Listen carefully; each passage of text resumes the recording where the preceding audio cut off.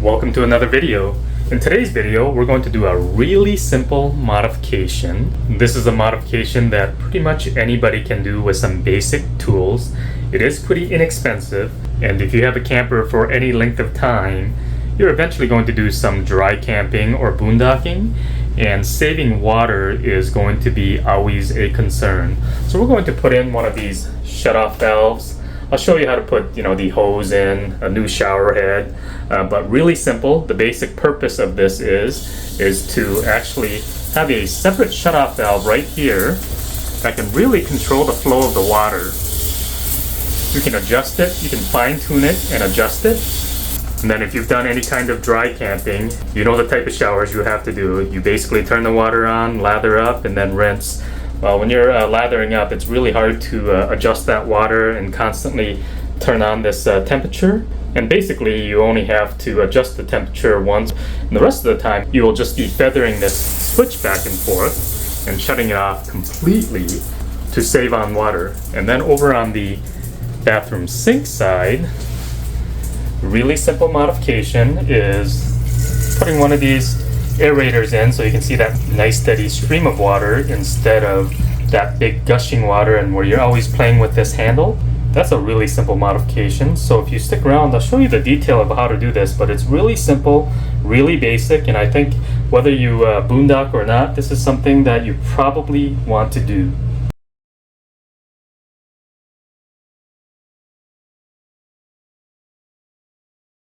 Today we're going to do a video in the bathroom. We're going to do a water saving feature in the shower, as well as this faucet over here.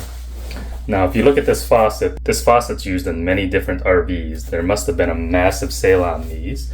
Same as that shower head, the oxygenic shower head with that hose. We'll get back to that. But the weapons of the day, I have a new hose and shower head, as well as I have from my old motorhome, I have these aerators. It came with looks like a pack of 5. But this is the new aerator. I'll provide a link for these, as well as this shower shutoff valve. But let's start out right away. If you look at the bathroom faucet and you turn it on, you know how this bathroom faucet just gushes out really fast, and if you want to wash your hands, you get that tiny little stream like that. Well, this faucet, if you look very closely, it's hard to pick up on camera, but there's a little line right there, and that whole thing can be just threaded off. I'm going to need both hands here, so just a minute. Alright, well, we're going to switch out the aerator. Now this is with the aerator nozzle removed, and all you do is you just pop this inside portion out. We're going to reuse this actual threaded connector. So you're going to take the old aerator with the O-ring on it. You're going to take that off. And inside this case here, now this set here comes with a new threaded piece. We're not going to use that at all. All we're going to use is the physical aerator on the inside. So we'll grab that with the actual new O-ring. We're not going to use that old one. And basically put it back in our connector. So as simple as that. And all you do is hand tighten this.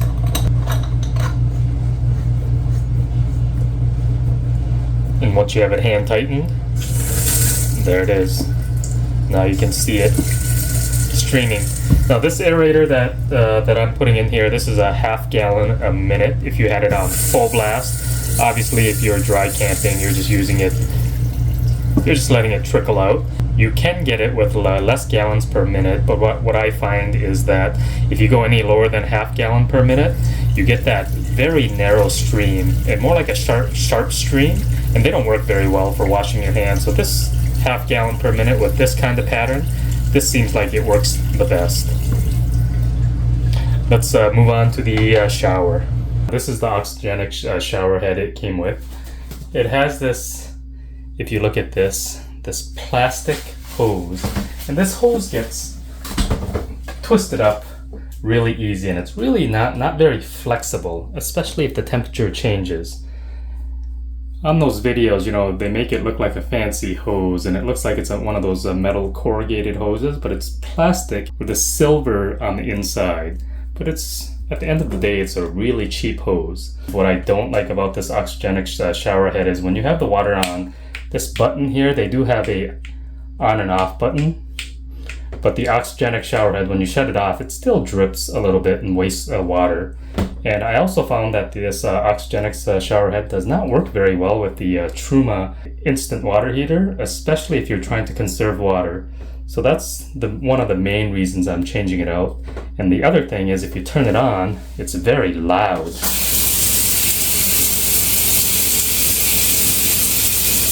I don't know if you can hear that in the background, but this gushes pretty hard, and it's very loud sound, so it gets annoying after a while. So let's go ahead and switch out the shower head. Switch out the shower head. All it takes is this little piece here. I'm going to twist that off.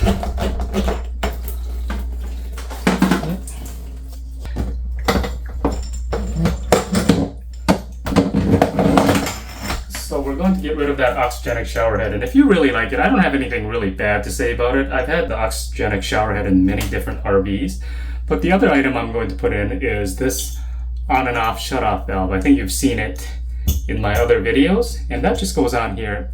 When your hands are all soapy, this one is just much easier to operate and control. So that just threads onto here. Really simple. You don't need to use the Teflon tape or anything. It has a little rubber gasket on it already. And we'll tighten this up. We'll snug it up just a little bit. And that should be perfect. Should be really easy to operate this valve. And I'm going to end up putting my own flexible hose in. Like I mentioned, if you like the oxygenic shower head, you know, there's nothing wrong with it. It's just not my preference. Okay, here I have my own shower head, and the head itself should fit in this spot up here. Again, it's going to be hard to see on camera. And then this hose is much more flexible. So we're going to thread this onto that valve we installed.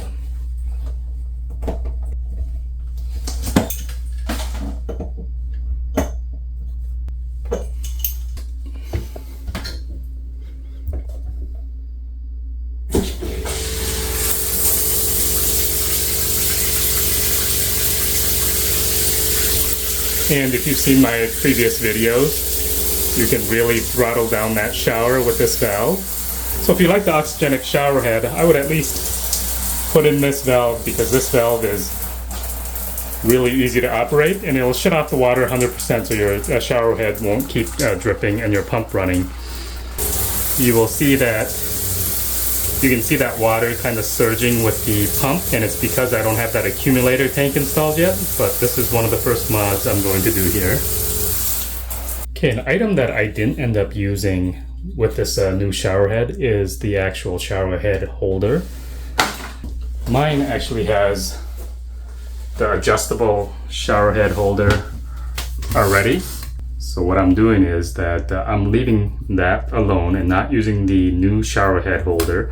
The problem with this type of any type of shower head holder is when you hit bumps, sometimes the shower head likes to pop off, and it can land right on the shower floor and break your floor.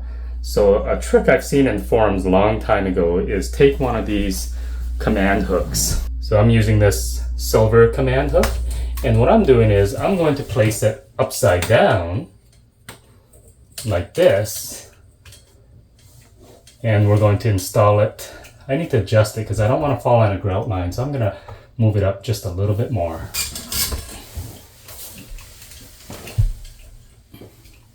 Okay, so I'm going to install it right about here. I'm just eyeballing it.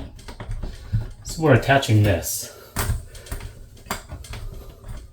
So now what you can do is once you have that, you're done with the shower, you can adjust this one up and down nice and tight, and that will put pressure on this line, and it'll prevent It will prevent this line from going up, and your shower head cannot pop off.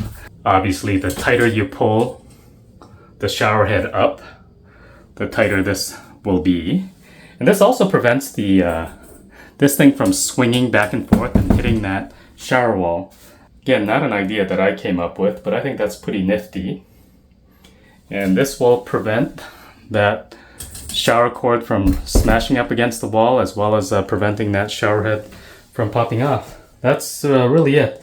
Again, nothing against the oxygenic shower head. That's just not my preference because of how loud it is. But, you know, plenty of RVers have that, and it probably does give a little better water pressure and uses less volume if you're doing any kind of boondocking. But it might, you know, again, I've never found the temperature to adjust very well with that one, so I'm using this one. I know this is what has worked for my last couple of RVs, so this is what I'm going with. But that's a quick scenario. Most importantly, make sure you put in this valve. Really easy to control that shower water. If you're doing any kind of boondocking or dry camping, I think this is just almost a must-have. That's really it for this video. I think this is a DIY anybody can do. If you don't have one of these shower arms, look at one of my previous videos. You can buy these online. You know, this RV came with that adjustable shower arm, so that was really nice. Another modification I did not have to do. They should get rid of these plastic hoses. Like I said, look at this thing. It does not flex very well. I don't know why they use those. And then, of course, put in that aerator at the sink, and I should have more videos on water saving features. I'll show you how to fully install that accumulator tank from start to end. And that's really it for this video. So if you like videos like this, please hit that thumbs up button, and we'll see you on the next video.